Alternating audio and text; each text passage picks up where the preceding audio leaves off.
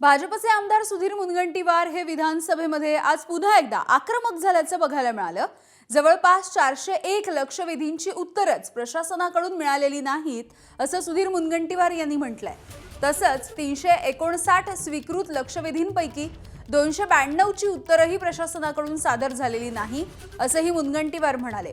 मुनगंटीवार यांच्या मागणीची तातडीने विधानसभेच्या अध्यक्षांनी दखल घेतली आणि उद्या शेवटच्या दिवशी कामकाज संपण्यापूर्वी उत्तर देण्याचे निर्देश राहुल नार्वेकरांनी दिलेत। उत्तर दिली नाहीत तर थेट मुख्य सचिवांवरती हक्कभंग आणू असा इशारा विधानसभेच्या अध्यक्षांनी दिलाय।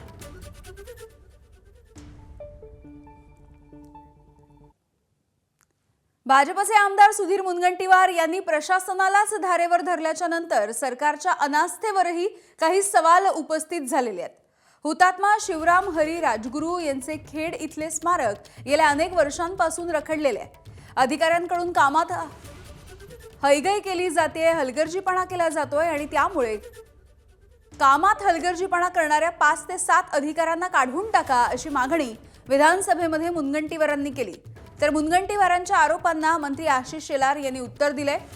चूक करणाऱ्या अधिकाऱ्यांवरती कारवाई करण्याचं आश्वासन आशिष शेलार यांनी दिलं। किती अधिकाऱ्यांना तुम्ही चौकशी करून निलंबित केलाय? मग मी असं म्हणू का की यांनाही बर्फाच्या गादीवर झोपवा? मी असं म्हणू का यांनाही गरम तव्यावर झोपवा? अध्यक्षावरच काय चालू आहे? माझी आपल्याला हात जोडून विनंती आहे, तुम्ही अतिशय संवेदनशील आहात, पण आपल्या हुतात्म्याच्या संदर्भामध्ये त्यांच्या स्मारकाबद्दल गंभीरता हे काही सरकारी कर्मचारी अधिकाऱ्यांच्या बाबतीत नसावी। आम्ही लोकप्रतिनिधी, आमची संवेदनशीलता असावी। तुम्ही याची एक स्वतंत्र बैठक घ्या, 5-7 लोक निलंबित नाही, टर्मिनेट करू। या सभागृहातील एका ज्येष्ठ सदस्याने या पद्धतीने मंत्री असताना सुद्धा आणि आता सुद्धा मला एवढंच म्हणायचं की आपण जरूर बैठक बोलवा। सुधीर भाऊंनी ज्या पद्धतीने सांगितलं, संबंधित सर्व अधिकाऱ्यांची बैठक बोलवा, त्यात मी सुद्धा आहे, सुधीर भाऊ आपण सुद्धा या। संबंधित सर्व अधिकाऱ्यांना चूक असेल तर त्याच्यावर कारवाईच केली पाहिजे, याच्याबद्दल सुद्धा सरकार गंभीर आहे, कारवाई करू।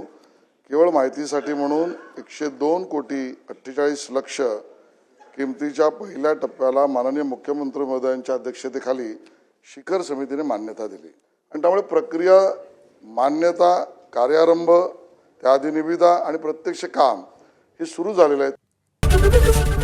एबीपी माझा, उघडा डोळे बघा नीट।